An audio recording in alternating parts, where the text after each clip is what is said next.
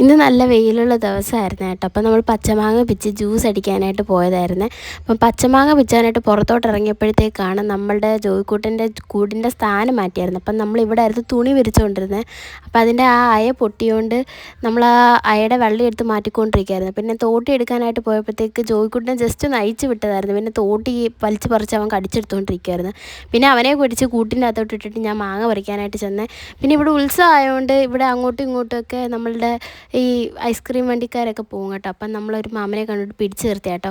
അപ്പോൾ പിടിച്ച് നിർത്തി 2 ഐസ്ക്രീം മേടിച്ചു. നല്ല ചൂടുള്ള ഇതല്ലേ, അപ്പം എന്തെങ്കിലുമൊക്കെ ഇങ്ങനെ തണുത്ത് എന്തെങ്കിലുമൊക്കെ കഴിക്കാൻ തോന്നും. അങ്ങനെ ഞങ്ങൾ 2 ഐസ്ക്രീം മേടിച്ച് എനിക്കും അമ്മയ്ക്കും കൂടെ. എന്നിട്ട് ജോയിക്കുട്ടന് ഫുഡ് കൊടുക്കാനായിട്ട് പോയി കേട്ടോ. ഇതിന്ന് കുറച്ച് ഫുഡേ കൊടുക്കുന്നുള്ളൂ. ഇന്ന് ബീഫാട്ടോ കൊടുക്കുന്നത്. ജോയിക്കുട്ടൻ്റെ ഫേവററ്റ് ഫുഡാണ് കേട്ടോ ബീഫ്. അവൻ നല്ലപോലെ കഴിക്കുകയും ചെയ്യും കേട്ടോ. അപ്പോൾ ഇന്ന് കുറച്ചേ കൊടുക്കുന്നുള്ളൂ. വിഷ്ണു പറഞ്ഞു ഇന്ന് കുറച്ച് കൊടുത്താൽ മതിയെന്ന്. പിന്നെ കുഞ്ഞിപ്പെണ്ണിനും കൊടുത്തില്ല. അപ്പം ജോയിക്കുട്ടന് മാത്രമേ ബീഫ് കൊടുത്തുള്ളൂ. അപ്പോൾ ബീഫൊക്കെ കൊടുത്തിട്ട് വന്ന് പച്ചമാങ്ങ ജ്യൂസും അടിച്ച് ഞാനങ്ങ് കുടിച്ചു കേട്ടോ.